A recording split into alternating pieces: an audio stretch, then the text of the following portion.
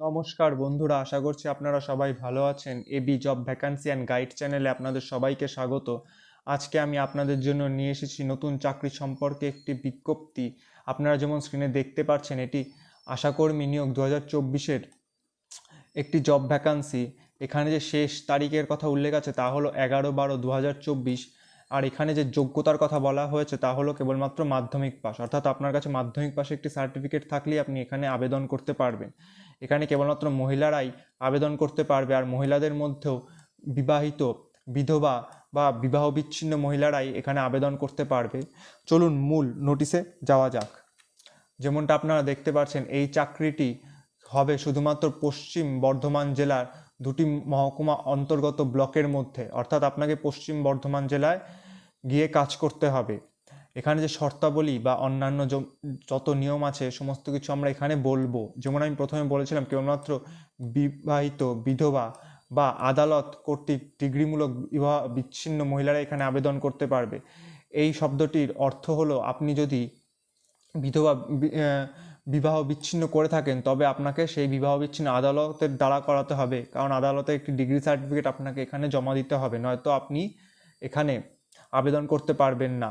আর আপনি যদি বিবাহিত হয়ে থাকেন তাহলেও আপনাকে একটি রেজিস্ট্রি সার্টিফিকেট এখানে জমা দিতে হতে পারে। চলুন নিচের স্তম্ভে যাওয়া যাক, অর্থাৎ নিচের শর্তাবলীতে যাওয়া যাক। এখানে আপনাকে যেমন দেখতে পাচ্ছেন, এখানে আপনার কাছে একটা ইপিআইসি কার্ড চেয়েছে। ইপিআইসি কার্ড বা রেশন কার্ড এখানে আপনার কাছ থেকে জমা নেওয়া হবে, আপনার স্থানীয় বাসিন্দা নাকি সেটা প্রমাণ হিসাবে। আপনার এখানে বয়সের কথা উল্লেখ আছে, যেখানে বলা হয়েছে সাধারণ প্রার্থীদের বয়স এখানে 30 থেকে 40 বছরের মধ্যে হতে হবে, আর তাদের যে বয়স নির্ণয় করা হবে তা হলো 1/1/2024 অনুযায়ী। আর আপনি যদি এসসি বা এসটি প্রার্থী হয়ে থাকেন তাহলে আপনার যে বয়স সেটা 22 থেকে 40 বছরের মধ্যে হতে হবে। আর আপনাকে যে বয়স নির্ণয় করা হবে তা হলো 1/1/2024 অনুযায়ী। এখানে আপনার যে সার্টিফিকেট, অর্থাৎ আপনার যে কোয়ালিফিকেশান, আপনি কতদূর পড়াশোনা করেছেন তা সর্বনিম্ন মাধ্যমিক পাস হতে হবে বা সেই সমতুল্য কোনো পরীক্ষায় আপনাকে উত্তীর্ণ হতে হবে, নয়তো আপনি এখানে আবেদন করতে পারবেন না। আপনাকে এখানে আরও অন্যান্য বিভিন্ন জিনিস বলা হয়েছে, যেমন আপনি যদি তপশিল জাতি বা উপজাতি অধ্যুষিত রূপে ঘোষণা হয়ে থাকেন তাহলে আপনাকে একটি স্থানীয় শংসাপত্র বা দখিল জমা দিতে হতে পারে। চলুন আবেদনের জন্য কি কি জিনিস দরকার সেগুলো আমরা এখানে জানি। প্রথমেই বলা হয়েছে জন্ম তারিখের শংসাপত্র, অর্থাৎ ডেট অফ বার্থ সার্টিফিকেট বা মাধ্যমিক বা সমতুল্য পরীক্ষার অ্যাডমিট কার্ড আপনাকে এখানে প্রথমেই জমা দিতে হবে।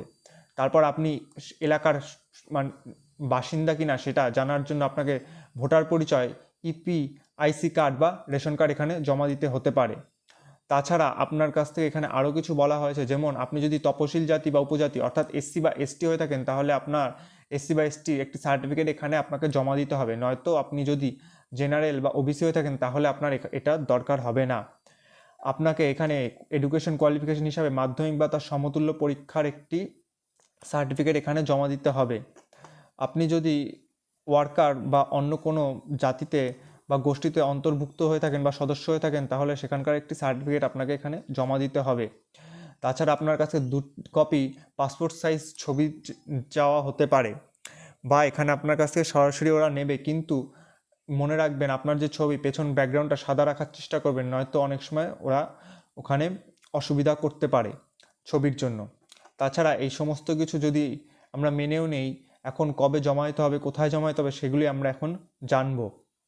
এখানে জমা দিতে হবে যে আবেদনপত্রে, সে আবেদনপত্রটা নিচে আছে, আমি সেটা দেখিয়ে দেবো। আর এই আবেদনপত্র জমা দিতে হবে পণ্ডবেশ্বর সমষ্টি উন্নয়ন অধিকারী বা বিডিও অফিসে, অর্থাৎ আপনাকে বিডিও অফিসে গিয়ে এই আবেদনপত্র জমা দিতে হবে।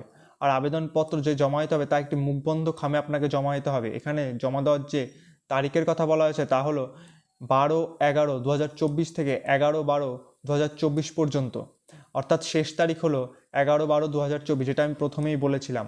আর সময় বলা হয়েছে সকাল 11টা থেকে বিকেল 3:30 পর্যন্ত আপনার কাছ থেকে নেওয়া হবে। আর ছুটির দিনগুলি বাদে, অর্থাৎ রবিবার দিন বাদে বা অন্যান্য হলিডে বাদে আপনার কাছ থেকে জমা নেওয়া হবে।